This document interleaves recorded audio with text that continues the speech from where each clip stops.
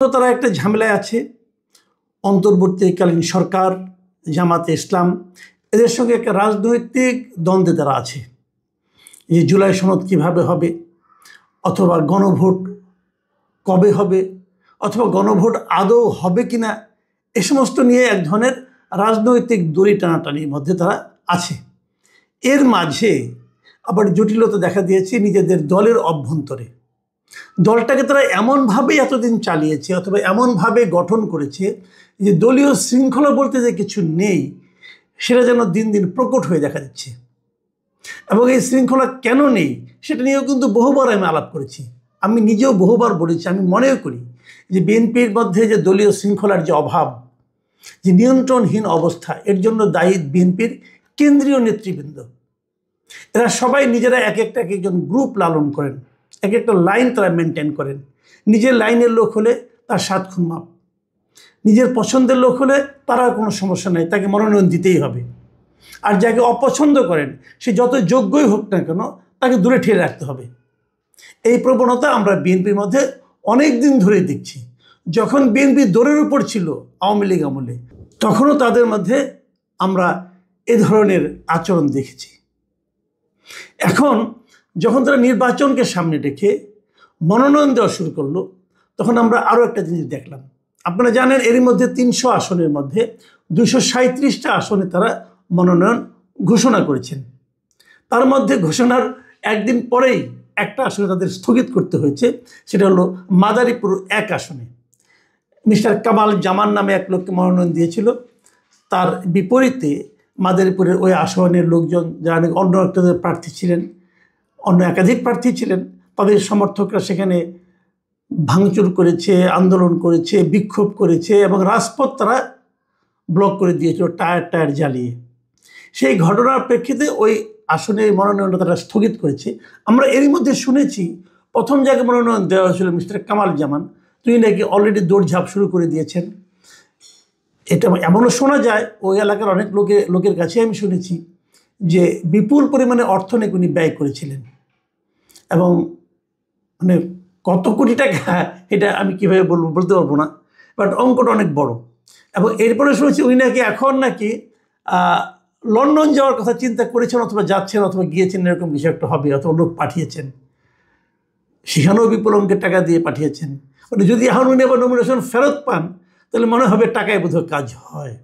যা হোক, এটা নিয়ে আলোচনা হচ্ছে। উনি আবার এর মধ্যে এলাকায় একটা বড় সড়ো মিটিংও করেছেন ওনার পক্ষে, এবং ওনার আগের যে কর্মকাণ্ড, যে সমস্ত ঘটনা প্রবাহ এখন প্রকাশিত হচ্ছে, সেগুলো দেখলে বোঝা যায় যে ওনার সঙ্গে আগের সরকারের কতটা সম্পর্ক ছিল অথবা ছিল না। যা হোক, সেটাই হলো একটা বিষয়। কিন্তু আমরা যদি একটার পর একটা দেখি যে কোন কোন ঘটনায় কোথায় কোথায় এর পর্যন্ত গণ্ডগোল হয়েছে, এর মধ্যে অনেক জায়গায় কিন্তু, বিশেষ করে চট্টগ্রাম 4-এ যে ঘটনাটা ঘটেছে, চট্টগ্রাম 4 মানে সীতাকুণ্ড এলাকায়, এখানে বিএনপির সাবেক যুগ্ম মহাসচিব আসলাম চৌধুরীকে মনোনয়ন দেওয়া হয়নি। না দেওয়াতে তার এখানে ঝামেলা হয়েছে। ওই একই অবস্থা ঢাকা চট্টগ্রাম মহাসড়কে বিভিন্ন জায়গায় অবরোধ, এগুলো দেখেছে। মজার একটা ব্যাপার হয়েছে আপনার ফেনী 2 আসনে, আপনারা একটা ছবি নিশ্চয়ই দেখেছেন। এর মধ্যে আমি দেখে বেশ ইন্টারেস্টিং লেগেছে আমার কাছে। উনি একটা অদ্ভুত নিয়মে প্রতিবাদ করেছেন। উনি জেলা বিএনপির যিনি সদস্য সচিব ছিলেন আলাল উদ্দিন আলাল, তিনি অন্য কোনো ভাঙচুরে যান নাই। তিনি একটা ধান ক্ষেতের মধ্যে দাঁড়িয়ে, ক্রিকেট খেলায় যেরকম রিভিউ নেওয়া হয়, মানে আম্পায়ার একটা সিদ্ধান্ত দিল, তো সেই সিদ্ধান্তের মানে আপনার প্রতিবাদ করে, যেমন পুনর্বিবেচনার কথা জানিয়ে যখন রিভিউ চাওয়া হয়, যে হাত এরকম করে দেওয়া হয়, উনি ঠিক এভাবে ধান খেতে দাঁড়িয়ে একটা রিভিউর আবেদন করেছেন। উনি বলেছেন যে ওনার একটা রিভিউ করা দরকার, যাকে দেওয়া হয়েছে তার তুলনায় তার একটু বিবেচনা করা যেতে পারে। এরকম ঘটনা কিন্তু ঘটেছে বিভিন্ন জায়গায়। এবং আমি কালকেও একটা স্টোরি করেছিলাম এই জন্য, ঢাকা 10 আসনে এনসিপির একজনকে দেওয়ার কথা বলা হচ্ছিল কিনা, অথবা আসিফ মাহমুদকে দেওয়া হবে কিনা। এখানকার 2জনই খুব ভালো প্রার্থী, তাদেরকে বাদ দিয়ে এটা নিয়েও আলোচনা হচ্ছে। এবং তারও চেয়ে ইন্টারেস্টিং হলো আপনার ঢাকা 18 আসনে, মানে উত্তরা এই আসনে, যে এই মুগ্ধর ভাই স্নিগ্ধকে দেওয়ার কথা বলা হচ্ছে। এর জন্য অলরেডি ওখানকার বিএনপির যার নেতা আছেন যিনি আর কি, তার বিরুদ্ধে অনেক চাঁদাবাজির অভিযোগ আছে। তার অনুসারী নাকি বিশাল বিশাল মিছিল করছেন। তো এটাও হচ্ছে। কিন্তু আবার এই স্নিগ্ধ সাহেব মাত্র কয়েকদিন আগে সেখানে যোগ দিয়েছেন। আলোচনা হচ্ছে মিরপুরে যাকে মনোনয়ন দেওয়া হয়েছে, এই তুলি নামে যে ভদ্র মহিলাকে দেওয়া হয়েছে আপনার, উনি গুম বিষয়ক যে কমিটি, সেই কমিটির উনি মূল উদ্যোক্তা ছিলেন এবং উনি খুব মানে মানে কি বলবো, খুবই ক্যারিসমেটিক ক্যারেক্টার একজন। কিন্তু ইন্টারেস্টিং হলো উনি নাকি মিরপুরে চাননি, উনি থাকেন শাহিনবাগ এলাকায়। তো শাহিনবাগ এলাকায় যেটা, এই এলাকায় উনি চেয়েছেন, কিন্তু ওনাকে দেওয়া হয়েছে মিরপুর এলাকায়। তো এগুলো নিয়েও নানা রকম কিন্তু আলাপ আলোচনা চলছে অনেক জায়গায়। আমি কয়েকটা নাম আপনাদের কিছু কিছু বলতেও চাই। যেমন ধরা যাক ময়মনসিংহ গৌরীপুরে, এখানে অলরেডি দুই পক্ষের মধ্যে মারামারি হয়ে গেছে, এক পক্ষের অনেকগুলি লোককে কিন্তু অলরেডি বহিষ্কার করা হয়েছে। দেখলাম আজকে এটা দেখলাম আর কি। আবার হবিগঞ্জে একটা ঘটনা আছে, হবিগঞ্জ 4 আসনে এখানে যাকে মনোনয়ন দেওয়া হয়েছে, এই ভদ্রলোকের বয়স হলো 86 বছর, অনেক বয়স, কিন্তু উনি শিল্পপতি এবার। এবং উনি বিএনপিতে অনেকবার নির্বাচন করেছেন, অনেকবার ফেল করেছেন। উনি কখনো পাশ করেছেন কিনা জানি না, আমার যতটুকু জানা উনি 91, 96, 2001, 2008 প্রতিবারই মনোনয়ন পেয়েছেন, প্রতিবারই উনি ফেল করেছেন। ওনাকে আবারও দেওয়া হয়েছে এবার শোনাগুলো, এবং সেখানে ওনাকে অনেক টাকা লেনদেন হয়ে গেছে। এবং এই যে লেনদেন করার ক্ষেত্রে ব্রাহ্মণবাড়িয়া 5-এর কথা বলি, ব্রাহ্মণবাড়িয়া 5 অথবা ব্রাহ্মণবাড়িয়া যে আখাউড়া কসবা এলাকায়, এখানে নাকি একজন কানাডার নাগরিকের মনোনয়ন দেওয়া হয়েছে। উনি কানাডার নাগরিক, এখন বিদেশি নাগরিককে মনোনয়ন দেওয়া হবে কেন? আমি ব্যক্তিগতভাবে কিন্তু যে কোনো বিদেশি নাগরিককে মনোনয়ন দেওয়ার বিপক্ষে। আমি মনে করি এই দেশে প্রচুর দেশপ্রেমিক লোক আছে, দলের জন্য নিবেদিত প্রাণ প্রচুর লোক আছে, বিদেশি লোককে আপনার মনোনয়ন দিতে হবে কেন? এরকম লন্ডন বিএনপির একজন ব্যক্তি এসে সিলেটে মনোনয়ন নিচ্ছেন, ভদ্রলোক ভালো, কিন্তু উনি তো বিদেশের নাগরিক, কেন দেওয়া হবে ওনাকে এইখানে মনোনয়নটা? এটা তো ঠিক না। উনি বলবেন যে আমি লন্ডন বিএনপি সাধারণ সম্পাদক, কিন্তু বাংলাদেশের তো আইন বলে যে বিদেশে আপনি কোনো রাজনৈতিক দল করতেই পারবেন না, শাখাও করতে পারবেন না, তার সাধারণ সম্পাদক কি মূল্যহীন। উনি একটু বেআইনি কাজে বসেছিলেন, এবং সেই লোককে এখানে নমিনেশন দেওয়া হবে নাকি? তাহলে এরপর থেকে বিদেশে অনেকে নানা ধরনের কমিটি করবে, আরেক হইচই এই ব্যাপার। এটা কেন করতে হবে আপনাদের? তো এই যে বিষয়গুলো ঘটছে, এর তো কোনো, এই যে কানাডার নাগরিককে আপনি দিলেন কসবাতে, উনি সাবেক সচিব একজন, ভালো মানুষ, লেখাপড়া জানা, কিন্তু উনি এখানে এই যে আন্দোলন হয়েছে, বিএনপি যে গত 15-16 বছর যে বিএনপির বিরুদ্ধে যে অত্যাচার করেছে এই স্বৈরাচারী সরকারগুলো, যে সরকার, সেখানে কি উনি কি কোনো ভুক্তভোগী? উনকে দল টিকিয়ে রাখার ক্ষেত্রে ওনাকে কোনো ভূমিকা ছিল? দলের নেতাকর্মীর সঙ্গে ওনার কোনো সম্পর্ক ছিল? ছিল না তো। যারা এখানে ছিলেন তাদের মধ্যে কাউকে দেন, ঠিক আছে, যিনি শীর্ষ ব্যক্তি তাদের আপনার পছন্দ না, সে ভালো না, তাহলে আপনার যে নিবেদিত প্রাণ তাকে দেন। এই বিষয়গুলো কিন্তু খুব ইন্টারেস্টিং। ব্যাপারটা কেন যে এই মনোনয়নগুলো হয় কিভাবে, আর এবার এত মারামারি হচ্ছে কেন? দুটো কারণ। প্রথম কারণ হলো, ধরে নেওয়া হয় যেহেতু এখন আওয়ামী লীগ নাই, অতএব তারা ধরেই নিয়েছেন যে বিএনপির মনোনয়ন পাওয়া অর্থই হচ্ছে নিশ্চিত বিজয়। অতএব মনোনয়ন পর যা খরচ টরচ করার, এটা মনোনয়নের জন্য খরচ করতে হবে। ইলেকশনের মনোনয়ন পাওয়ার পর আর নির্বাচনী প্রচারণার জন্য খরচ না করলেও চলবে, মনোনয়ন পাওয়ার জন্য তারা বড় খরচটা করতেছে। এবং এই খরচের টাকাটা যাচ্ছে কোথায়, কিভাবে খরচ করছে তারা? আমরা কিন্তু অনেকের নাম শুনছি, একদম আপনার এই সেন্ট্রাল কমিটির লোক, কেন্দ্রীয় কমিটি, এটা সবাই জানে, এটা এটা এখানে নতুন কিছু নাই। যাদেরকে আমরা টেলিভিশনে দেখি, কথা বলি, নীতি কথা বলেন ওনারা, ওনাদের নামও আমরা শুনতে পাই, ওনারা নিচ্ছেন। লন্ডনের সঙ্গে তাদের যোগাযোগ ভালো, তাদের নামও শুনতে পাই, টাকা নিচ্ছেন। তো এগুলি একদম যে হয়তো আপনি বলবেন না এগুলি সব সত্য না, হ্যাঁ হয়তো সব সত্য নয়, কিন্তু এটা একটা প্রবাদ আছে না যে যা রটে তার কিছু তো বটে, কিছু হচ্ছে ঘটনা ভাই, কিছু হচ্ছে বলে সবগুলিতে আপনারা হয়তো পাচ্ছেন না, কিন্তু কিছু কিছু জায়গাতে আপত্তি উঠছে। এবং লোকজন যে জানে কে টাকা দিয়ে নমিনেশন পেল। আমরা কিন্তু একটা বদনাম শুনেছিলাম 2018 সালে, এবং সেটা নিয়ে আওয়ামী লীগকে আমরা প্রায় বলতে শুনতাম যে ওই সময় নাকি বিশাল মনোনয়ন বাণিজ্য হয়েছে। তো সেই কথা যদি এখন, যখন আওয়ামী লীগ নেই, যখন বিএনপি নিশ্চিতভাবে ক্ষমতায় যাচ্ছে বলে অনেকে মনে করছি, সেই সময় যদি একই অপবাদ শুনতে হয়, একই কথা শুনতে হয়, এখন তারা আওয়ামী লীগ ছড়াচ্ছে না, এখন কে ছড়াচ্ছে? এই আলোচনাগুলো কেন আমাদের শুনতে হচ্ছে? আমরা তো এরকম আশা করিনি। যারা টাকা নিচ্ছেন বলে যাদের নামে অভিযোগ উঠছে, এই লোকগুলি তো আগামীতে ক্ষমতায় আসবেন। এখন তারা যদি ক্ষমতায় আসতে যে নিজের দলের কাছ থেকে টাকা খাওয়া শুরু করেন, যখন তারা ক্ষমতায় আসবেন তখন তারা কী পরিমাণ এবং কাদের কাছ থেকে টাকা খাবেন, এটা ভাবতেই কিন্তু আমরা আসলে হতবাক হয়ে যাচ্ছি। এর মধ্যে একটা কথা শুনলাম, যেটা সুখবর, সেই সুখবরটা দিয়ে শেষ করি। একটা সুখবর শুনলাম যে একটা নিরপেক্ষ তদন্ত নাকি করার ব্যবস্থা করছে বিএনপি। এটা আমার কাছে খুব পজিটিভ মনে হয়েছে। আমি জানি না, হয়তো আমার ধারণা যেটা, এটা হয়তো তারেক রহমান সাহেবের আগ্রহতে হয়েছে, কারণ তারেক রহমান সাহেব যেহেতু ইংল্যান্ডে থাকেন, উনি এরকম দেখেছেন, ওখানে কিন্তু এরকম হয় এবং ইন্ডিয়াতেও এরকম হয়।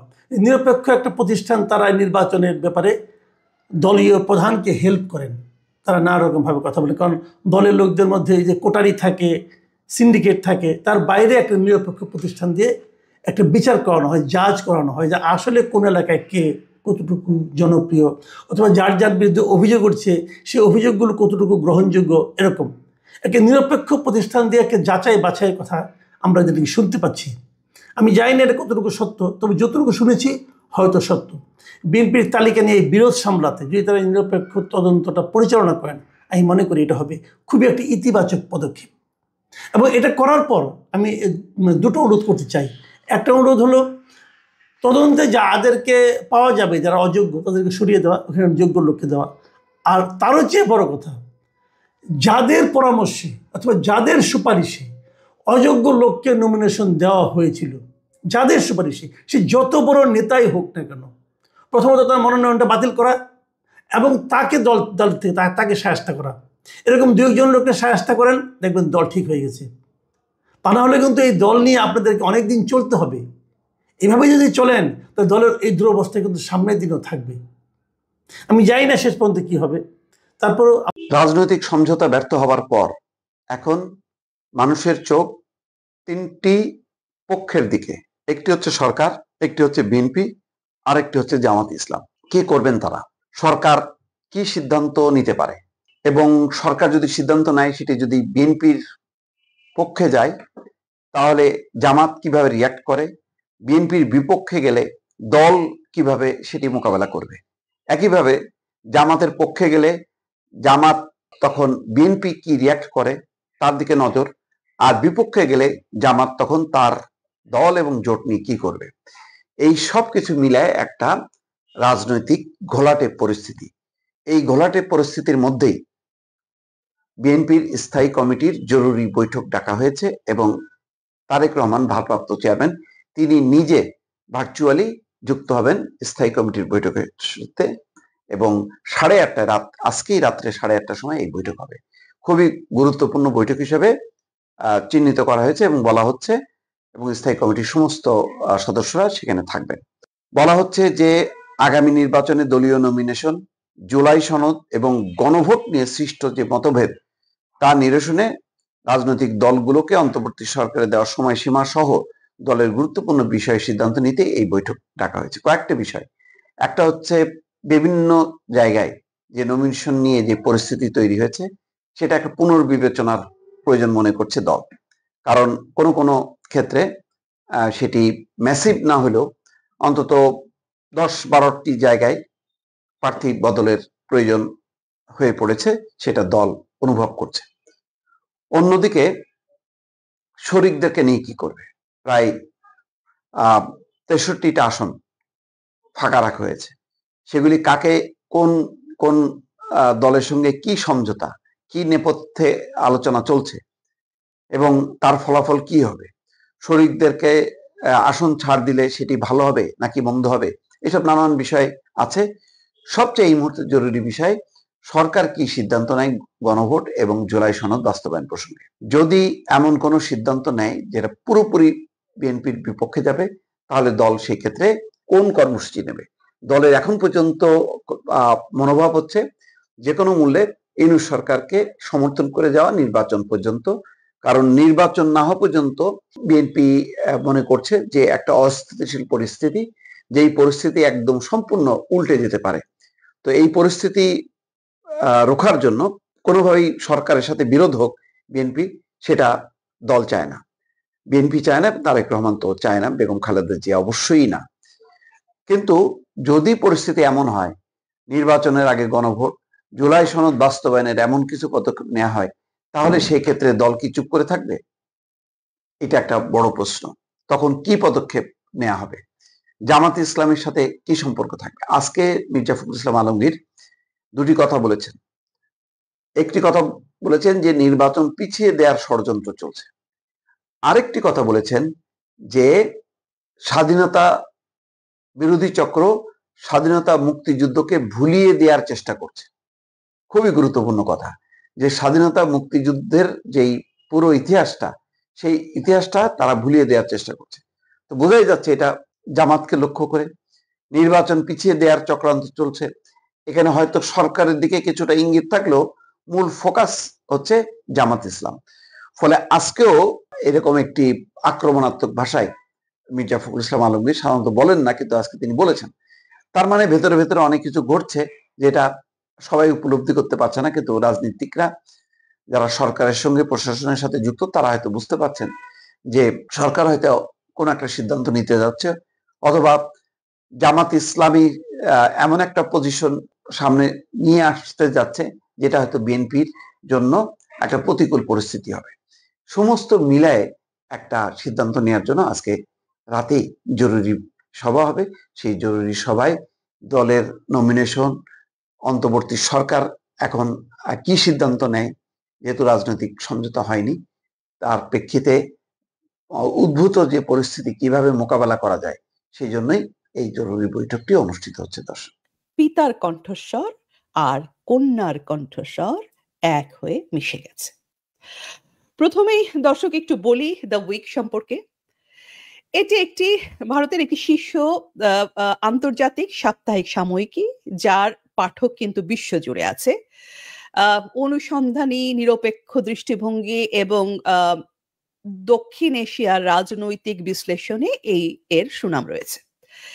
তো এরা উইক যখন কাউকে কভার স্টোরি হিসেবে তুলে ধরে, তখন সেটা শুধুমাত্র একটা সাংবাদিকতার ঘটনা কিন্তু থাকে না দর্শক, সেটা এক ধরনের রাজনৈতিক বার্তা দেয় এবং আন্তর্জাতিক রাজনীতিতেও এক ধরনের বার্তা দেয়।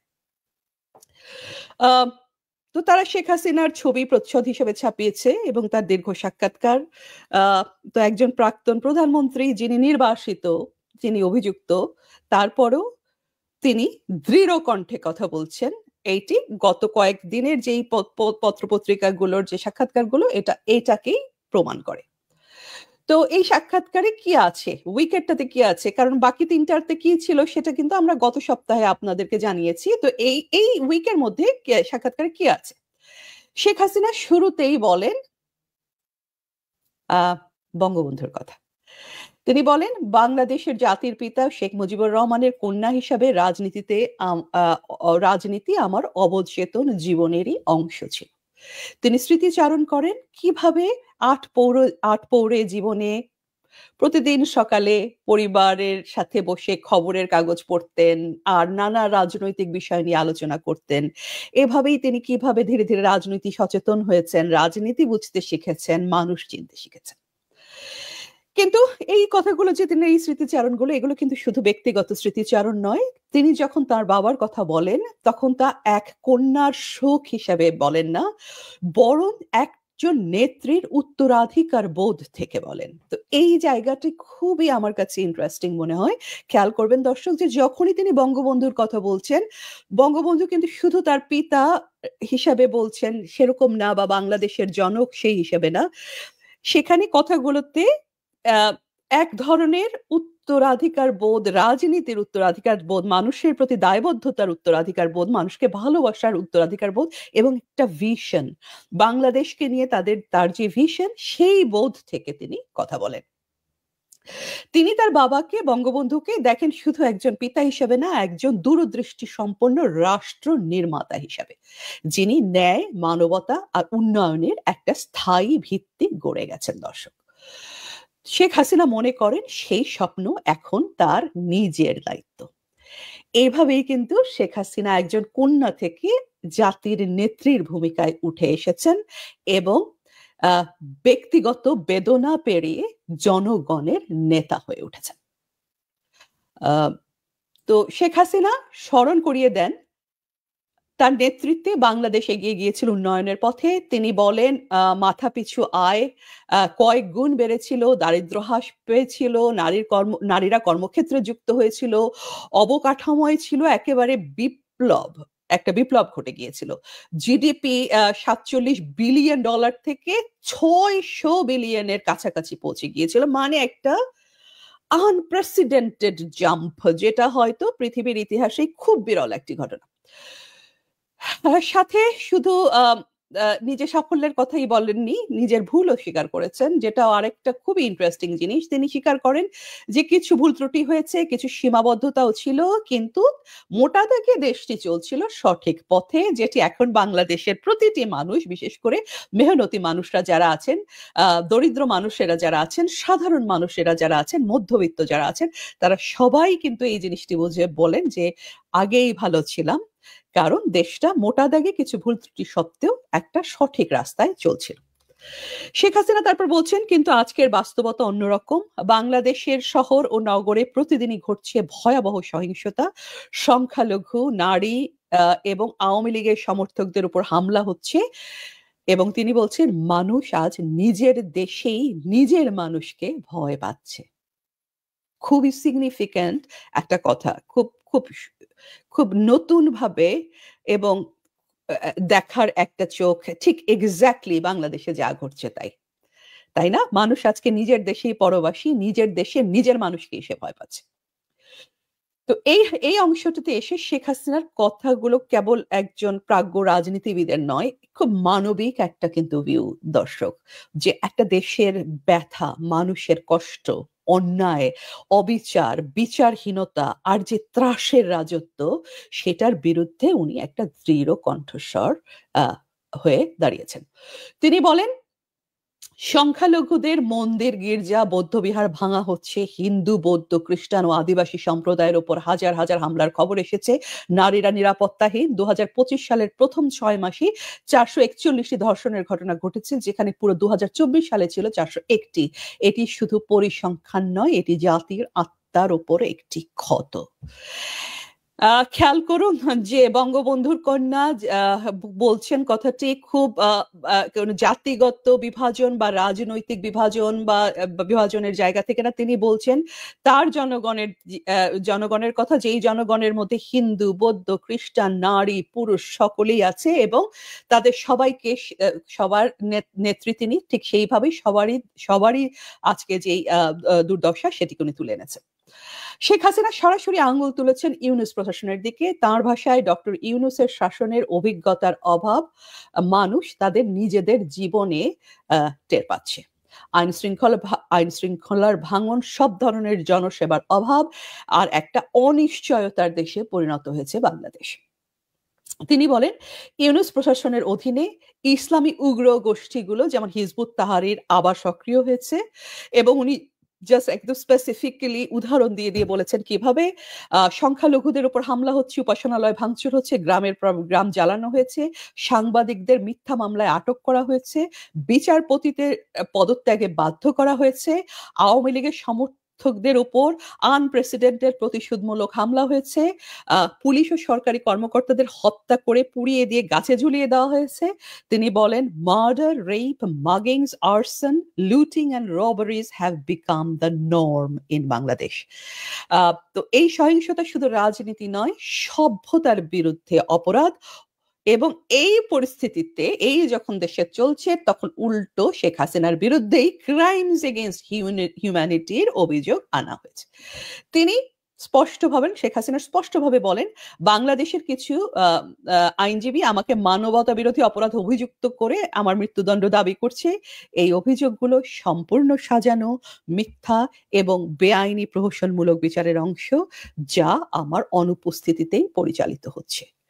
তিনি পাল্টা প্রশ্ন তুলেছেন, জনগণের ভোটে নির্বাচিত সরকারকে বিচারের কাঠগড়ায় দাঁড় করানোর মতো আইনগত বা নৈতিক অধিকার এই অন্তর্বর্তী সরকারের নেই। খুবই সিগনিফিক্যান্ট একটি কথা, যে তিনি জনগণের ভোটে নির্বাচিত সরকার, আওয়ামী লীগের সরকার, তাকে বিচারের কাঠগড়ায় দাঁড় করাচ্ছে কারা? একটা অন্তর্বর্তী সরকার, যিনি অবৈধভাবে ক্ষমতা দখল করেছেন, সেই ইউনূস, যার কোন রকমের কোনো আইনগত কোন ধরনের কোনো সাংবিধানিক ভিত্তি নেই, তারা এসে বিচার করছে কাদেরকে? জনগণের ভোটে নির্বাচিত সরকারকে। তিনি বলেন, জুলাই আগস্টের ঘটনাগুলো ছিল অরাজকতার ফল, কিন্তু সেটিকে পরিকল্পিত গণহত্যা বলা হবে সত্যের অপলাপ। তিনি বলেন, আমি নিজে ব্যবস্থা নিয়েছিলাম যেন কোনো অবস্থাতেই আগ্নেয়াস্ত্র ব্যবহার করা না হয়। তার বক্তব্য, প্রশাসনিক ব্যর্থতা থাকতে পারে কিন্তু তা কখনো ক্রাইমস এগেইনস্ট হিউম্যানিটি হতে পারে না। তিনি মনে করিয়ে দেন তিনি নিজেই কিন্তু একটা স্বাধীন তদন্ত কমিশন করেছিলেন ওই সময়কার জুলাই আগস্টের যে মৃত্যুগুলো হয়েছিল সেগুলো তদন্ত করতে, যাতে ঘটনাগুলোর নিরপেক্ষ তদন্ত হয়। কিন্তু ইউনূস প্রশাসন এসে সেই তদন্ত কিন্তু ভেঙে দেয়, যেন সত্যকে গোপন করা যায়, যেন প্রকৃত অপরাধীকে আড়াল করা যায় এবং নিজেদের দায়মুক্তি করা যায়। শেখ হাসিনা দৃঢ় কণ্ঠে বলেন, খুবই সিগনিফিকেন্ট, তিনি বলেন, the international community must recognise this tribunal for what it is, a tool to criminalize political opposition and rewrite lawful governance as criminality. অর্থাৎ আন্তর্জাতিক সমাজকে বুঝতে হবে এই ট্রাইব্যুনাল আসলে বিরোধী দলগুলোকে অপরাধী বানানোর হাতিয়ার, যেখানে বৈধ শাসনকেই অপরাধ হিসাবে দেখানো হচ্ছে। তো দর্শক, এই কথাগুলো কিন্তু তার আত্মপক্ষ সমর্থন নয় শুধু, এগুলো বাংলাদেশের বিচার ব্যবস্থা, গণতন্ত্র ও আইনের মর্যাদার পক্ষে অবস্থান, যে কি হওয়া উচিত ছিল অথচ কি হচ্ছে।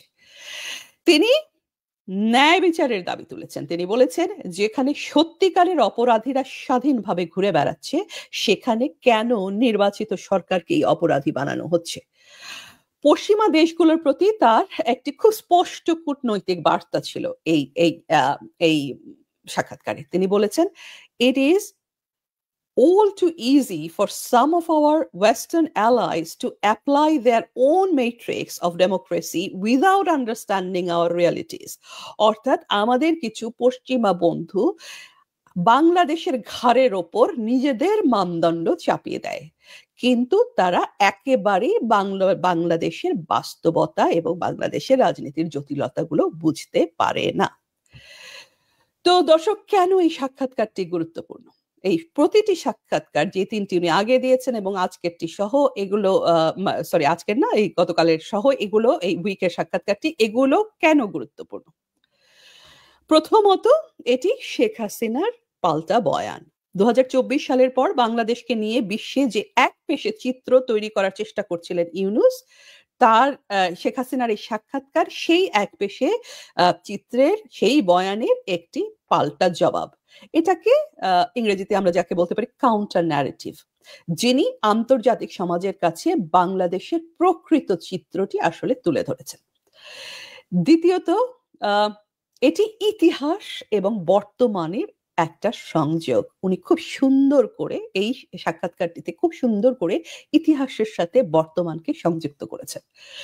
বঙ্গবন্ধুর উত্তরাধিকার থেকে শুরু করে আজকের বাংলাদেশের সংকট, সবকিছু এক সুতোয় বোনা হয়েছে।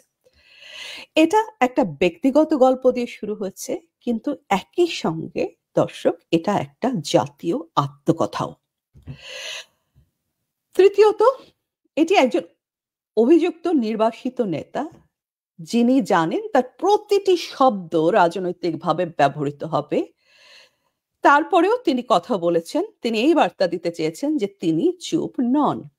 এটি রাজনৈতিক সাহসের চূড়ান্ত প্রকাশ, যে শেখ হাসিনার কণ্ঠকে, বঙ্গবন্ধুর কন্যার কণ্ঠকে সত্য বলা থেকে কেউ বেঁধে রাখতে পারবে না।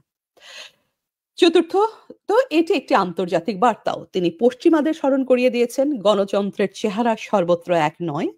বাংলাদেশের বাস্তবতা বোঝার আগে সেটা নিয়ে হস্তক্ষেপ করা এবং সেটা নিয়ে কথা বলা অন্যায়। তো এতগুলো আন্তর্জাতিক মিডিয়া যে তার খবর ছাপিয়েছে এবং সাক্ষাৎকার ছাপিয়েছে, তাতে এটা তারাও প্রমাণ করেছে, আন্তর্জাতিক মিডিয়াও প্রমাণ করেছে যে শেখ হাসিনার গুরুত্ব শুধু বাংলাদেশেই নয়, এই ভূ রাজনীতিতেও শেখ হাসিনার গুরুত্ব অন্য যে কারো চাইতে, বাংলাদেশের অন্য যে কারো চাইতে অনেক গুণে বেশি। তারা শেখ হাসিনার কথা শুনতে এবং প্রচার করতে আগ্রহী, ইউনূস চান বা নাই চান। এবং পঞ্চমত, এটি একটি আশা এবং পুনর্জাগরণের বার্তা। শেখ হাসিনা বলেন, আমি প্রার্থনা করি বাংলাদেশ আবার সত্যিকারের গণতন্ত্রে ফিরে আসুক, সহিংসতা থেমে যাক এবং প্রতিটি নাগরিক আবার তার নিজের কণ্ঠ ফিরে পাক। দর্শক, আমি মনে করি এই বাক্যটাই এই সাক্ষাৎকারের সোল, মানে আত্মা। যখন চারপাশে আতঙ্ক, বিভাজন আর নীরবতা, তখন তার এই কণ্ঠ আমাদের মনে করিয়ে দেয় বাংলাদেশ এখনো বেঁচে আছে। তার একজন শেখ হাসিনা আছেন যিনি এখনো মানুষের পক্ষে কথা বলেন। এটি আমাদের আরো মনে করিয়ে দেয় যে সত্যিকারের নেতৃত্ব মানে শুধু ক্ষমতার চেয়ারে বসা নয়, এটি অন্যায়ের বিরুদ্ধে প্রতিরোধ, মানুষের দায়িত্ব নেওয়া এবং মানুষকে আশার বাণী শোনানো। তো শেখ হাসিনার যে আশাবাদ ব্যক্ত করেছেন তার সাক্ষাৎকারের শেষে, সেইটি দিয়ে শেষ করি। Bangladesh is a great country with a proud history. We have returned to democracy before and we will return again. Bangladesh মহান একটি দেশ, গর্বিত ইতিহাসের উত্তরাধিকারী। আমরা অতীতেও গণতন্ত্রে ফিরেছি, আবারও ফিরব। এটা হচ্ছে পুলিশ, তারা হচ্ছে পরিচয় থাকবে আর কি, আর একটা হচ্ছে পরিচয়বিহীন, সেটা হচ্ছে মিলিশিয়া। তো এটা আবার বিভ্রান্তি সৃষ্টি করতে পারে, নাগরিক এবং মিডিয়ার আস্থা ক্ষুণ্ণ হতে পারে, সেটাও তারা মোটামুটি ধরে রেখেছে যে এটা হইতে পারে ঝুঁকির ক্ষেত্রে।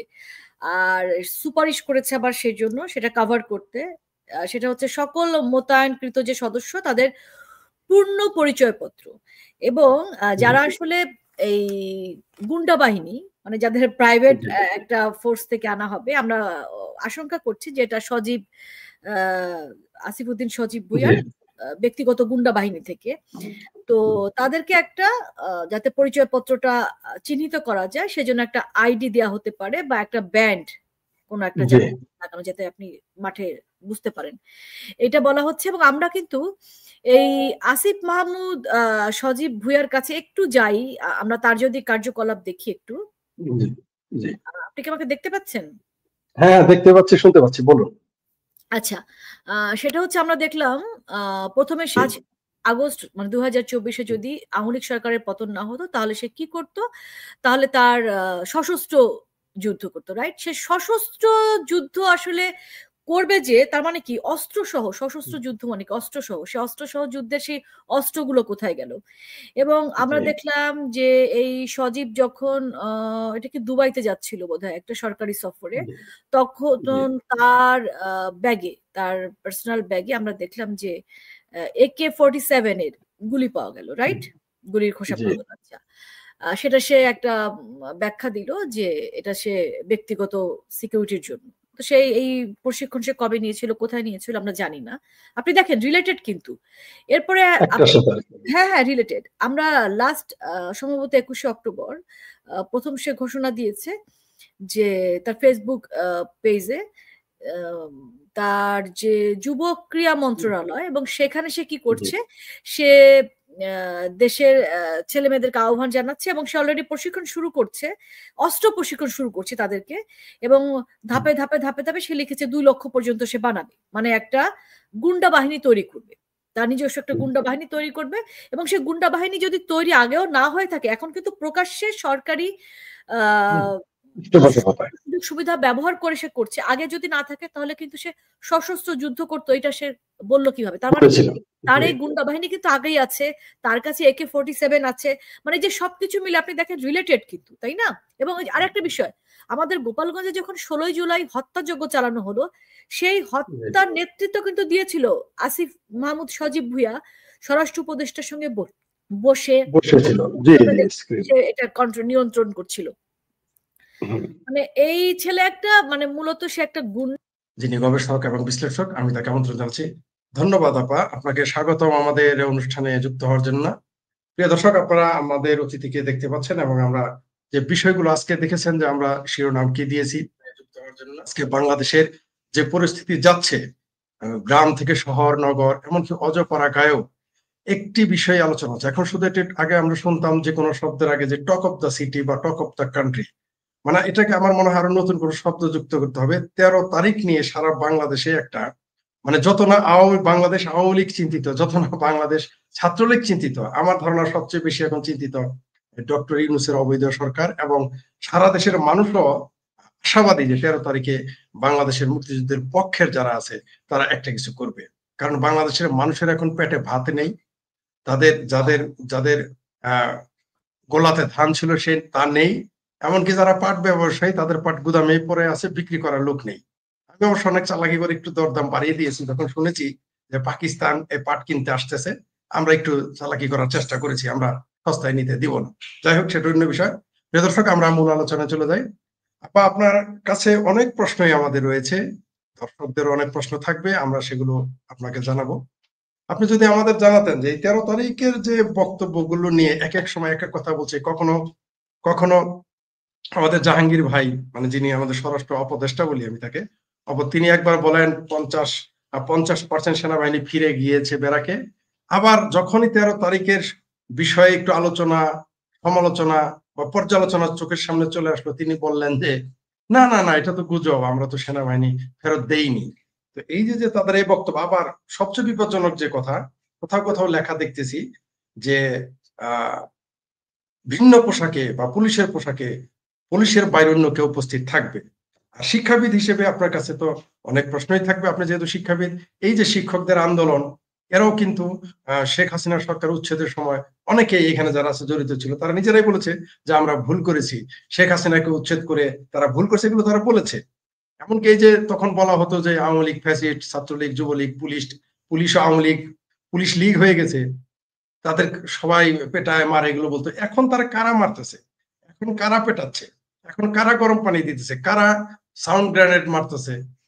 এখন তো আর আওয়ামী লীগ নেই, তাদের ভাষায় আওয়ামী লীগ তো নিশ্চিহ্ন হয়ে গেছে, 50 বছরের ক্ষমতায় আসবে না, কারো কারো মতে 100 বছর, সর্বনিম্ন বলছে 10 বছর। কিন্তু আমরা দেখতেছি 13 তারিখে তারা অস্থির হয়ে গেছে। বিষয়টা কি এরকম হয়ে গেল যে 13 লাকি, মানে এটা unlucky, but lucky for some 1 and 3 13, আমরা হাউজি খেলা এটা শুনতাম, আপনি হয়তো শুনে থাকবেন। তো এই যে পরিস্থিতির মধ্যে আমাদের দেশ যাচ্ছে, আবার এটাও আপনি জেনেছেন যে এই মুহূর্তে শুধুমাত্র জাহাজে তাদের মালামাল আসে তা শুধু নয়, ইদানিং এয়ারে আমরা দেখতেছি যে ড্রাগ আসতেছে, ড্রাগের বীজ আসতেছে। পাশাপাশি আমরা দেখলাম যে সৌজন্য সাক্ষাতের নামে পাকিস্তানের সেই নৌবাহিনীর কর্মকর্তারা এই দেশে এসেছেন, যাদের জীবনে কোনোদিন বিজয়ের ইতিহাস নাই, পরাজয়ের ইতিহাস। এই বিষয়ে যদি আমাদের একটু আলোচনা করে আপনি। অনেকগুলো প্রশ্ন করেছেন ফরিদ ভাই, যেহেতু আপনি করেছেন, আমি একটা একটা করে শুরু করি। প্রথম হচ্ছে যে গত বুধবারেই সেনাবাহিনীর সে অর্ধেক অংশ ব্যারাকে ফিরে গেছে, তারা আসলে মাঠে নেই। স্বরাষ্ট্র উপদেষ্টা বরাবরই মিথ্যাচার করেন, এবারে মিথ্যা কথা বলছেন। এটা শুধুমাত্র আমার মনে হয় যে মানে তার যারা গুন্ডা বাহিনী আছে মাঠে, যাদের কথা বলছিলেন যে একটা মিলিশিয়া বাহিনী, তাদেরকে আসলে একটা ভরসার জায়গা বা আশ্বস্ত করবার জন্য আমার যেটা মনে হচ্ছে। কিন্তু প্রকৃত ঘটনা হচ্ছে যে ফিরে গেছে আসলে, এবং সেটা গত বুধবারে ফিরে গেছে।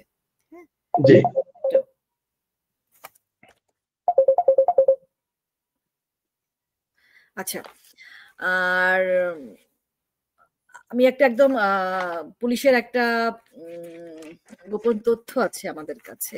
তারা যে প্রকল্পটা সাজিয়েছে, তারা যে প্ল্যানিং, তাদের যে প্ল্যানিং এই 13 তারিখে উদ্দেশ্য করে, সেখানে কলাম সাজানো বিশদ টেবিল এই শিরোনামে লেখা। সেখানে একটা অংশ হচ্ছে বাহিনী ও ম্যান পাওয়ার। সেখানে তারা বলছে মোট মোতায়েন তাদের ৬,৮২৯। এরা আসবে কোথা থেকে ৬,৮২৯?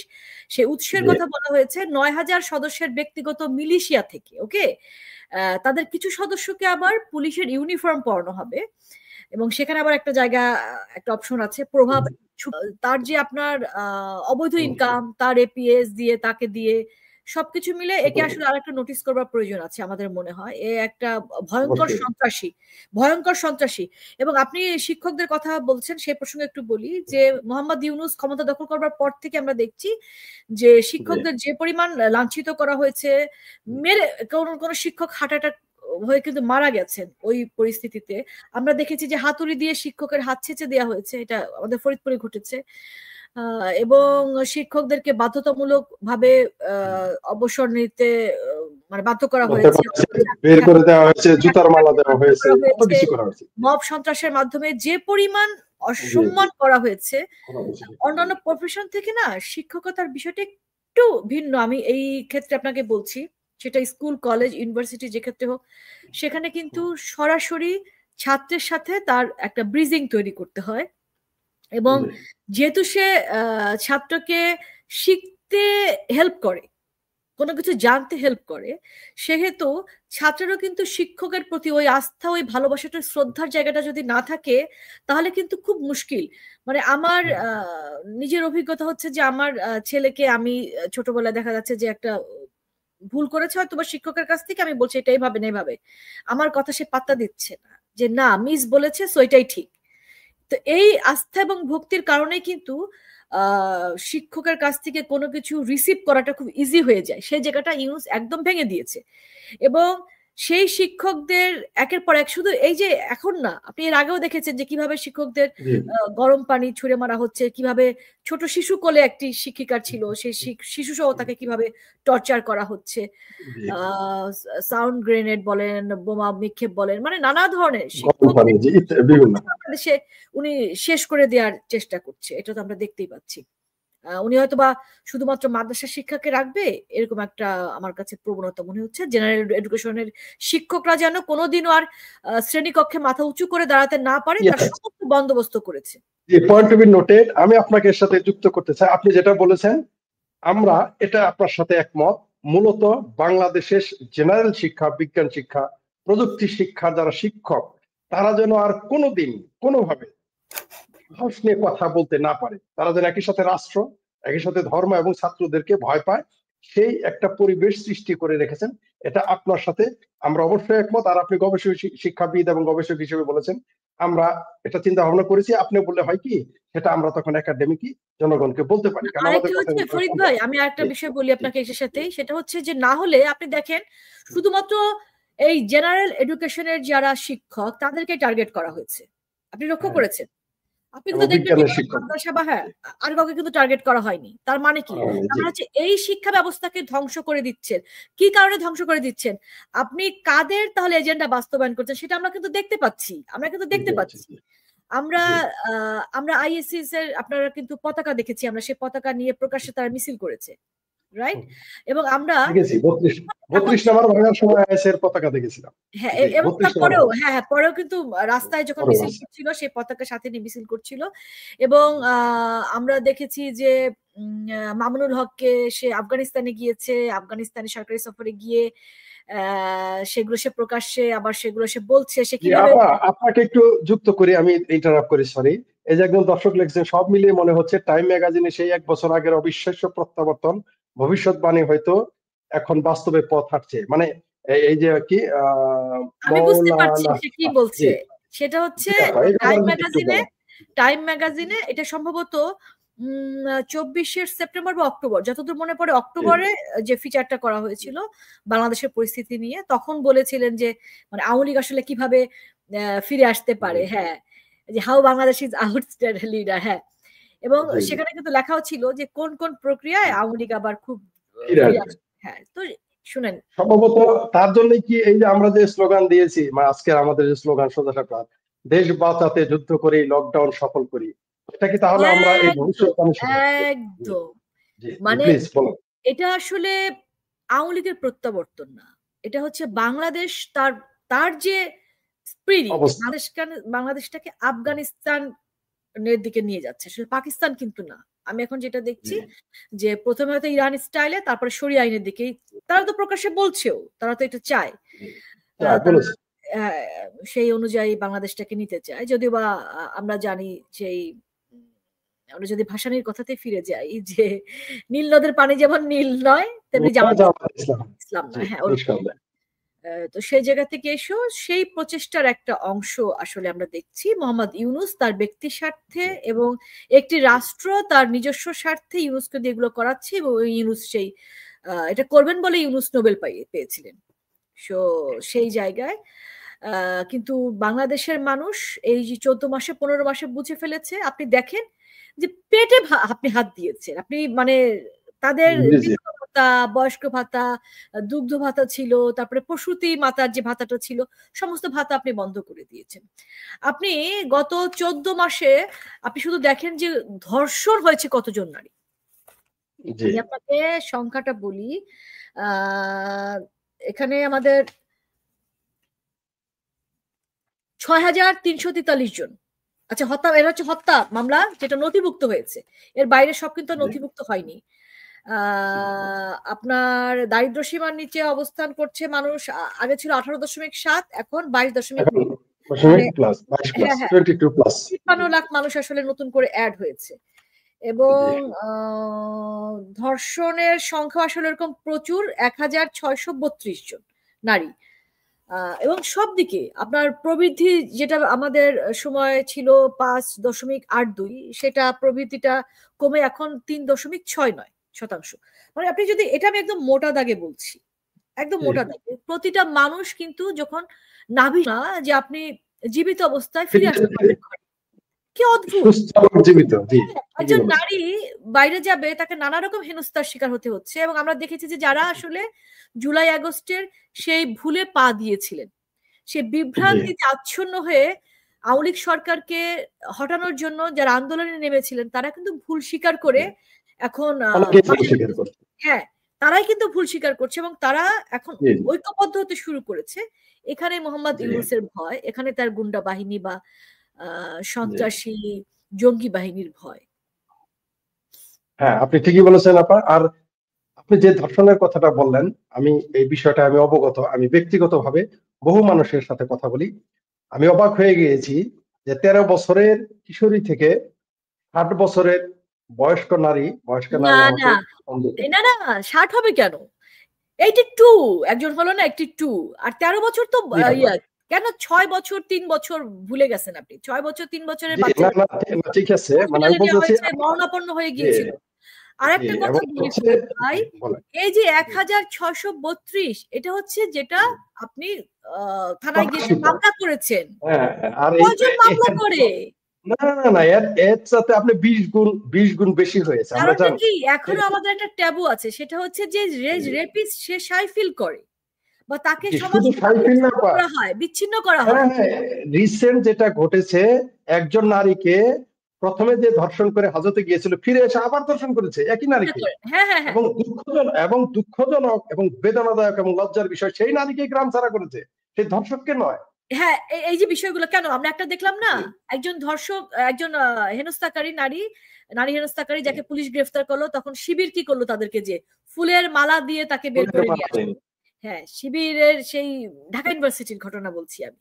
জি, শুধু ঢাকা ইউনিভার্সিটি না, রাজশাহীতে আমরা দেখেছি যে শিবিরের ক্যাডার একজন ছাত্র ইউনিয়নের নারী কর্মীর বুকে লাথি মারলো, তাকেও তারা ফুল মানে তাকে শুভেচ্ছা জানিয়েছে, তাকে তারা মানে সাধুবাদ জানিয়েছে। আমরা দেখেছি, বারবার এটা আমরা দেখেছি। বাংলাদেশে সংখ্যালঘু এবং নারী যারা, তারা যে কত নিরাপদ, এটা পৃথিবীর সাধারণ অন্যান্য দেশের মানুষ কল্পনাই করতে পারবে না।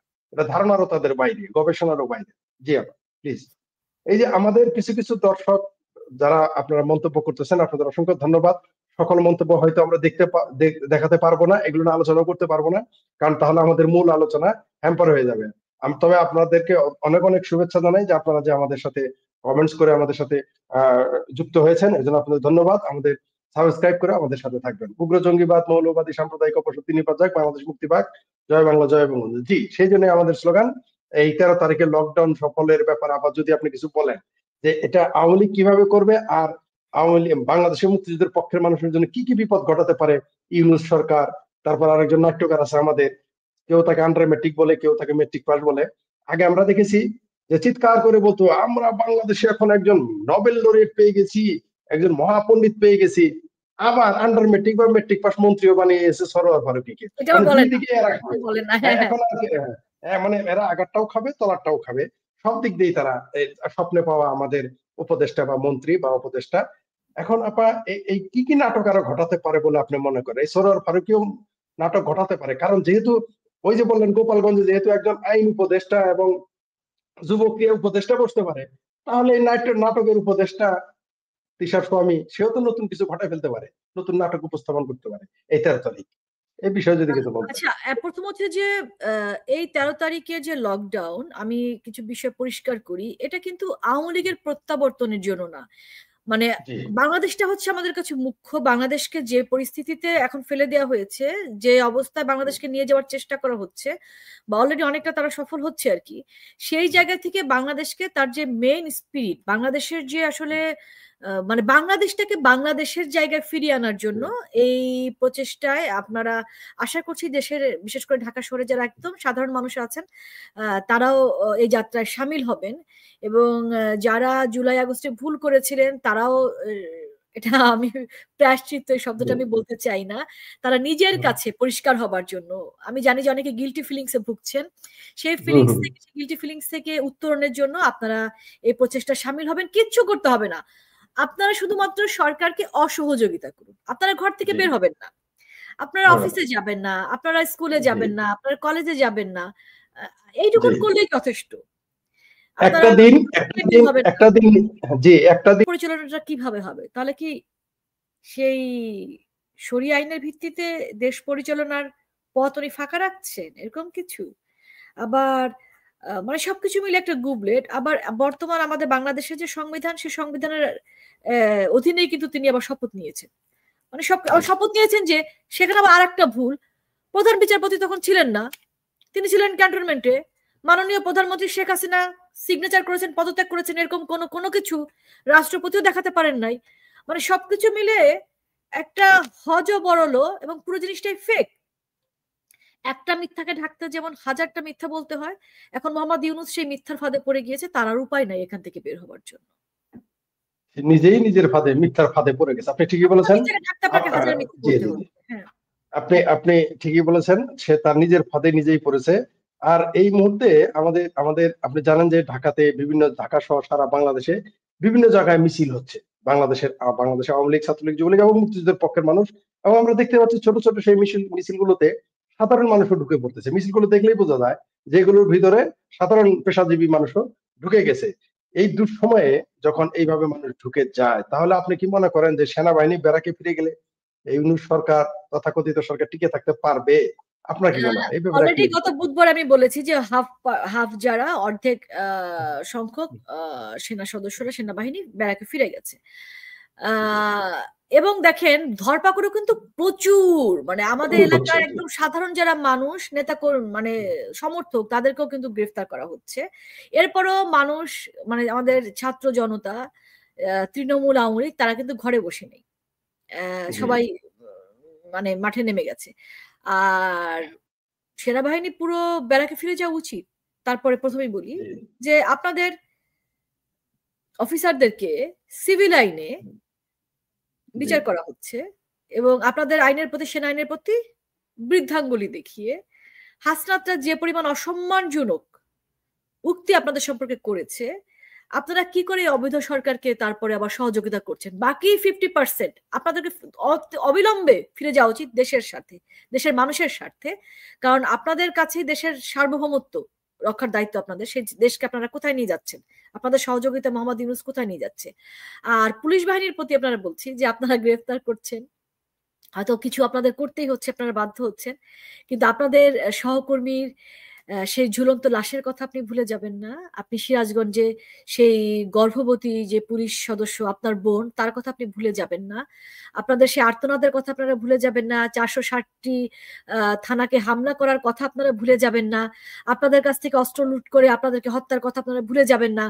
এবং আপনাদেরকে শুধু হত্যা করা হয়নি, কি নৃশংসভাবে হত্যা করা হয়েছে, কি নৃশংসভাবে হত্যা করে আপনাদের মনোবল ভেঙে দেওয়া হয়েছে, সেই কথা আপনারা ভুলে যাবেন না। বিগত আওয়ামী লীগ সরকারের সময় আপনাদের যে সম্মান, আপনাদের যে প্রাপ্তি, সেটা আপনারা ভুলে যাবেন না।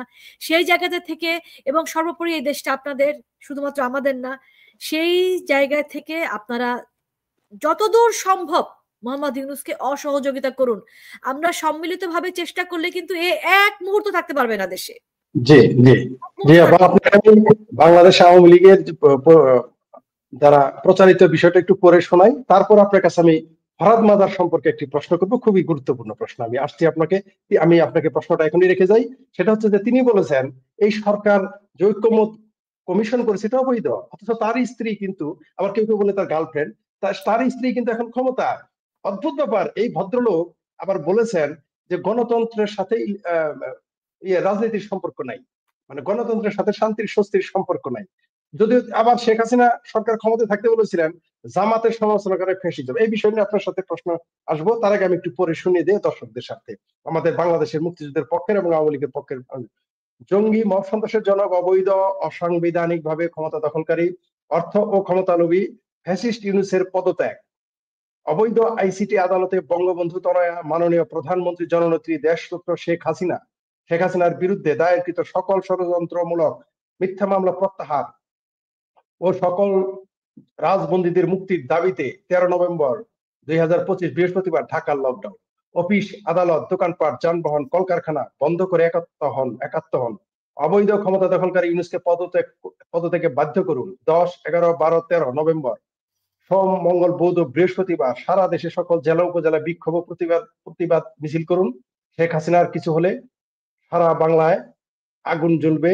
অবৈধ আইসিটি আদালত নামক ক্যাঙ্গারু কোর্ট বন্ধ করো, হটাও ইউনূস, বাঁচাও দেশ, শেখ হাসিনার নির্দেশ, আহ্বানে বাংলাদেশ আওয়ামী লীগ। যে আপনাকে আমি পড়ে শোনালাম, আপনিও যেগুলো বলেছেন সেগুলোই বাংলাদেশ আওয়ামী লীগও বলেছে, আমরা প্রিয় দর্শক আপনাদের জানালাম। এইবার আপনার কাছে সেই প্রশ্নে ফিরে যাচ্ছে আমি, যারা সারাদিন চিৎকার করলো, যারা কান্নাকাটি করলো, যাদের ঘুম হচ্ছিল না, বাট বলেছিল এই ফরহাদ মাজার, যাকে আমি আদর করে ফরহাদ মাজার বলি, তিনি বলেছিলেন যে ভাতের আগে ভোট দরকার, ভাতের আগে ভোট দরকার। যদিও ভাষা 69 বলেছিল যে ভোটের আগে ভাত দরকার, এইখানে ফরহাদ মাজার কিন্তু শেখ হাসিনা ক্ষমতায় থাকতে বলেছিল যে ভাত নয়, গণতন্ত্র টিকিয়ে রাখতে হলে নির্বাচন দরকার। কিন্তু এখন বলতেছে যে গণতন্ত্রের সাথে নির্বাচনের সম্পর্ক নাই। এই উনি কি নতুন দার্শনিক হিসেবে উদয়িত হয়ে গেলেন? ভাত ভোটে একটু চলে যায় আগে, উনি যেহেতু পেইড এজেন্ট, যার ফলে ওনার তো ভাতের অভাব নাই, ওনার তো ভাতের কষ্টকে উনি বোঝেন না, যার ফলে ওনার কাছে ভাত মুখ্য ছিল না। কিন্তু আমার দেশের আপামর জনতা, যারা এখন মাননীয় প্রধানমন্ত্রী জননেত্রী শেখ হাসিনার অনুপস্থিতি মর্মে মর্মে উপলব্ধি করছে, জীবন দিয়ে উপলব্ধি করছে, তারা দরিদ্র থেকে দরিদ্রতর হয়ে যাচ্ছে, দারিদ্র্য চলে যাচ্ছে, তারা দুমুঠো খেতে পারছে না, তারা কিন্তু জানে যে ভাতের মর্যাদাটা কি। তার স্ত্রী বলেন বা বান্ধবী বলেন, যেই বলেন, আমরা জানি যে উপদেষ্টা মণ্ডলীতে আছেন, এবং তার যে শস্য প্রবর্তনা মানে স্বত্বাধিকারী উনি, সেখানে অবশ্য জিনিসপত্রের দাম অনেক বেশি।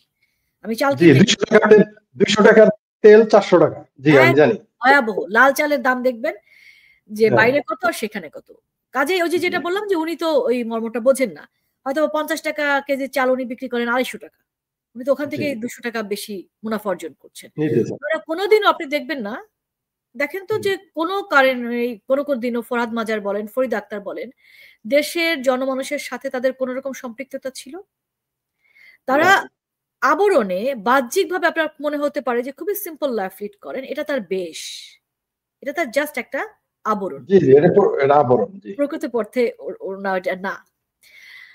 আর উনার যে এক এক সময় এক এক ধরনের কথা বলেন, আপনি মানে আগে বলছিলেন যে আওয়ামী লীগের সমালোচনা যে করে, সরি জামাতের সমালোচনা করাই ফ্যাসিজম, চিন্তা করে দেখেন। তারপর গণতন্ত্রের তার কোনো মানে তার কাছে কোনো মূল্য নেই। তাকে মনে আছে যে একটা অপহরণ নাটক সাজানো হয়েছিল, তারপর আমি তাকে যশোরে গিয়েছিলাম, জি আমাদের গফুর ভাইয়ের কথা মনে আছে, জি হ্যাঁ যশোরের কথা মনে। তো উনাকে আমার মনে হয় যে উনি একটা ভেগ ধরে আছে, উনার কোনো কথাকে গুরুত্ব দেবার মানে প্রয়োজন নেই। এই কারণে কারণ আমি ওনাকে ধরেই নিয়েছি যে উনি আসলে জঙ্গি বাহিনীর একজন। আপনি দেখেন মনে হচ্ছে না চিন্ময় প্রভুর ইয়েতে উনার একটা, হ্যাঁ, এবং সেই চিটাগাঙে যে উনি সেই গলাগলি করে জড়িয়ে ধরে, তারপরে তাকে অ্যারেস্ট করা হলো। চিন্ময় কৃষ্ণ ইসকনের নেতা চিন্ময় কৃষ্ণ দাসকে তারপরে দিল্লি গ্রেফতার করে। সবই আসলে অভিনয়। হ্যাঁ, এটা ওনাকে এর চাইতে বেশি মানে গুরুত্ব দেবার কোনো কারণ নেই। কারণ ফরিদ আক্তার যেহেতু মোহাম্মদ ইউনূসের সাথে আছেন, মানে এক একজনের আসলে এক এক ধরনের। তিনি বলতেছেন এই সংবিধানের আলোকে যারা শপথ নিয়েছে অবৈধ, এই সরকার অবৈধ, তিনিই বলতেছেন এই সরকার অবৈধ। এই তাহলে তার এক এক মুখে এক এক কথা বলছেন, আপনি ফারুকের কথা বলছিলেন, রাইট? আপনি ফারুকের ওয়াইফ যেখানে ফজিলাতুন্নেসা মুজিবের ভূমিকায় অভিনয় করছেন ওদিক দিয়ে, এদিকে ফারুক কিন্তু তখন তলে তলে জঙ্গিদের সাথে তার কিন্তু আতাত চলছে। চিন্তা করে দেখেন। তাহলে এই আমরা কি তাহলে এই দেশে কিছু এই প্রতারকদের খপ্পরে আমরা পড়ে গেছি, দেশি বিদেশি যারা এজেন্ট তাদের খপ্পরে পড়ে গেছি। আমাদের দেশের মানুষকে এইভাবে ধোঁকা দেওয়া হয়েছে। আপনি জানেন যে অনেকেই এখন আফসোস করতেছে যে তারা কেন সেখানে ছিল। ওই যে যারা আমরা আমাদের ভাষায় কখনো কখনো লাল বদর বলি, তারা এখন লজ্জিত, অনেকে নিজেরাই বলতেছে তাদের অবস্থা খারাপ। আর বাংলাদেশের জনগণ, আপনি যেটা বললেন যে শুধু আওয়ামী লীগকে প্রত্যাবর্তন করার জন্য না, এটা হচ্ছে বাংলাদেশের মানুষের মুক্তির জন্য, বাংলাদেশের মানুষের অর্থনৈতিক মুক্তির জন্য, বাংলাদেশের গণতন্ত্রের জন্য, বাংলাদেশের মানুষের কথা বলার অধিকার ফিরিয়ে আনার জন্য আওয়ামী লীগকে প্রত্যাবর্তন করতে হবে। বিষয়টা এরকম। আমি একটা কথা বলি, সেটা হচ্ছে জি, অবশ্যই। মানে আওয়ামী লীগের বিরুদ্ধে এই খড়গ মোহাম্মদ ইউনূসী তো প্রথম আনেননি। সে আওয়ামী লীগের সূচনা লগ্ন থেকে পাকিস্তান কম চেষ্টা করেনি আওয়ামী লীগকে ভাঙার জন্য, আওয়ামী লীগকে ধ্বংস করে দেওয়ার জন্য। মানে এদের যারা আসলে পিতৃপুরুষ, পাকিস্তানকে কম চেষ্টা করেছে, তা পাকিস্তান কিছু করতে বহু পেরেছে? চেষ্টা করেছে। এরপরে আপনার সেই জিয়া থেকে শুরু করে, এরশাদ থেকে শুরু করে খালেদা জিয়া পর্যন্ত, আপনি 2004 সালের 21শে আগস্ট আসলে কি হয়েছিল? সেটা তো আওয়ামী লীগকে নিশ্চিন্ত করে দেওয়ার একটা উপায় ছিল, তাই না? প্রসেস ছিল। 1975 সালে কি করা হয়েছিল? তো আওয়ামী লীগকে তো কোনোদিনও কিছু করা যায় নাই। কারণ হচ্ছে এখানে কারণটা কি, কেন আওয়ামী লীগকে আসলে শেষ করে দেওয়া যায় না, বা কেন আওয়ামী লীগকে জনমানুষের হৃদয় থেকে বিচ্ছিন্ন করা যায় না, মুছে ফেলা যায় না? কারণ আওয়ামী লীগ সংগঠন, আওয়ামী লীগটা তো কোনো সেনাবাহিনী থেকে জন্ম হয় নাই রে ভাই। আওয়ামী লীগ তো আমি অবৈধভাবে সরকার গঠন করে মোহাম্মদ ইউনূসের মতো এনসিপি করলাম, এটা তো কোনো কিংস পার্টি না। আওয়ামী লীগ হচ্ছে জনগণের পার্টি। আওয়ামী লীগ কারা করে আপনি দেখেন, খেটে খাওয়া মানুষের সংগঠন হচ্ছে আওয়ামী লীগ। আজকে তৃণমূলে কারা? আওয়ামী লীগের যারা নেতারা ছিলেন, যারা সিনিয়র ছিলেন, তারা নিজের জীবন বাঁচাতে বা আওয়ামী লীগটাকে হয়তো বা সেভ করার জন্য তারা চলে গেছেন, তারা কিন্তু বাইরে আচ্ছা চলে গেছেন। আজকে তাহলে দেশে যে মিছিলগুলো হচ্ছে, দেশে যে প্রতিবাদগুলো হচ্ছে, দেশের মানুষ যে কথা বলতে শুরু করেছে, তারা কারা? একেবারেই সাধারণ মানুষ। ফরিদ ভাই, আজকে একটা মেসেজ আসছে আমার কাছে যে সে নিজে লুকিয়ে আছে, আমি তাকে চিনিও না, আমাদের উপজেলায়, যে আপা অমুক ইউনিয়নের অমুক কমিটিতে আমি 5,000 টাকা পাঠালাম। ছোট, আমি যে তুমি কোথায় টাকা পেলে? বলে আপা এর মধ্যে থেকে আমি আমার জন্য আমি রেখেছি, এর মধ্যে থেকে আমি বাবার কাছ থেকে নিয়েছি, খালার কাছ থেকে নিয়েছি, চাচার কাছ থেকে নিয়েছি, নিয়ে এই আওয়ামী লীগের।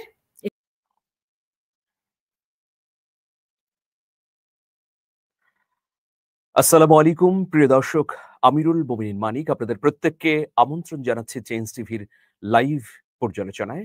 প্রিয় দর্শক, আজ 10 নভেম্বর 2025, এই মুহূর্তে রাত 7:10। আমাদের আলোচনার বিষয় হচ্ছে আলটিমেটাম শেষ, সর্বত্র রেড অ্যালার্ট, চূড়ান্ত অগ্নি পরীক্ষা। এই বিষয়ের উপর আপনাদের কোনো মতামত বা প্রশ্ন যদি থেকে থাকে আমরা অবশ্যই নিতে চাই।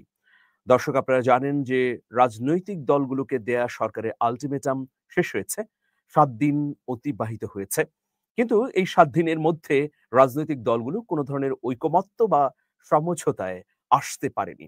আজকে অন্তর্বর্তীকালীন সরকারের উপদেষ্টা রেজওয়ানা হাসান তিনি বলেছেন সরকারি সিদ্ধান্ত গ্রহণ করবে। বিশ্লেষকরা বলছেন যে এর মধ্য দিয়ে গণ অভ্যুত্থান পরবর্তী সময়ে রাজনৈতিক দলগুলোর যে ইগো সমস্যা সেটা আসলে জটিলভাবেই উপস্থাপিত হলো। কেন এই ইগো সমস্যা? প্রত্যেকটি রাজনৈতিক দলই মনে করছে যে আমরা কেন অন্যের কাছে নতজানু হব।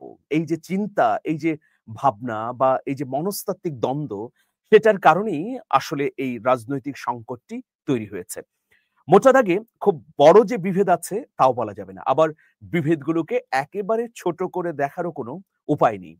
কিন্তু সবারই প্রত্যাশা ছিল যে আওয়ামী লীগের নেতাকর্মীরা পালিয়ে যাবার পর, একটা রেজিম পুরোপুরি ধ্বংস হয়ে যাওয়ার পর যে নতুন বাংলাদেশ গড়ে উঠেছে, সেই নতুন বাংলাদেশের রাজনৈতিক দলগুলো নতুন বন্দোবস্তের আলোকে তারা আরো সহনশীল হবে, ধৈর্যের পরীক্ষা দেবে এবং পারস্পরিক শ্রদ্ধাবোধ দেখাবে। আমরা সেটা দেখতে পেলাম না। ফলে কি হয়েছে যে এখন এই অন্তর্বর্তীকালীন সরকারের কাছেই কার্ড। এখন অন্তর্বর্তীকালীন সরকার আবার গ্যাড়া করে পড়েছে। কেন? 11 তারিখে, মানে রাত পোহালেই যে 11 তারিখ, সেই 11 তারিখে জামাত সহ 8 দলের ঢাকা চলো সমাবেশ, পল্টনে এই সমাবেশের আয়োজন করা হয়েছে। এটি বৃহৎ আকারে আসলে পরিণত হবে বলে অনেকে বলছেন। আবার অন্যদিকে 13 তারিখে আন্তর্জাতিক অপরাধ ট্রাইব্যুনালে শেখ হাসিনার গণহত্যার রায়কে ঘিরে একটা অস্থির পরিস্থিতি তৈরি করবার নানামুখী চক্রান্ত আমরা দেখছি। বিভিন্ন তথ্যসূত্র এটা নিশ্চিত করেছে যে হাজার হাজার কোটি টাকা এই কাজে ব্যয় করবার প্ল্যান করা হয়েছে। তো এইরকম অবস্থায় রাত পোহালে কি হবে? এটা একটা বিষয়। 13 তারিখে কি হবে? আবার এই যে সংকট রাজনৈতিক দলগুলোর মধ্যে, সেটা কিভাবে কাটবে? এর মধ্যেই আসলে প্রধান উপদেষ্টার প্রেস উইং থেকে আজকে যে বার্তা দেয়া হয়েছে, সেটাও খুব উদ্বেগজনক। খুব সহজভাবে নেওয়া যাচ্ছে না, কারণ সারা দেশেই বিভিন্ন জায়গায় অস্থির পরিস্থিতি তৈরি হচ্ছে। তারা কিন্তু এখন মাঠে আছে এবং আপনারা জানেন তারা আছে কিসের দাবিতে? তারা আছে গণভোটটা আগে হওয়ার দাবিতে এবং তারা আলটিমেটামও দিয়েছেন। আপনার কাছে একটা প্রশ্ন আমার, আমি শেষ করে নেই, এটা শেষ করে নেই, ফরিদ ভাই শেষ করে নেই। তারা কিন্তু সন্ত্রাসের রাজনীতি করে, তারা কিন্তু সন্ত্রাসের বাইরে কিছু বোঝে না। আপনার শিবিরকে কিন্তু আমরা রক কাটা শিবির হিসেবে চিনি। কাজেই দেশের সাধারণ মানুষকে বলছি, মানে আপনারা একই সাথে দুটো, নিজের জীবন আপনার সেভ করবেন এই জঙ্গি বাহিনীর হাত থেকে, সেজন্য আপনাদের ঘরে থাকাটা নিরাপদ। পাশাপাশি আওয়ামী লীগের যে লকডাউন কর্মসূচি, সেখানে সমর্থন জানিয়েও কিন্তু আপনারা ঘরে থাকাটা আপনার জন্য এই লকডাউনকে সমর্থন করার শামিল।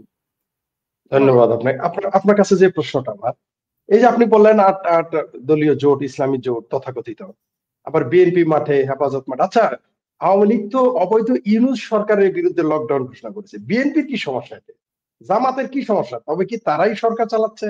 বিষয়টা কি এই হয়ে গেল না?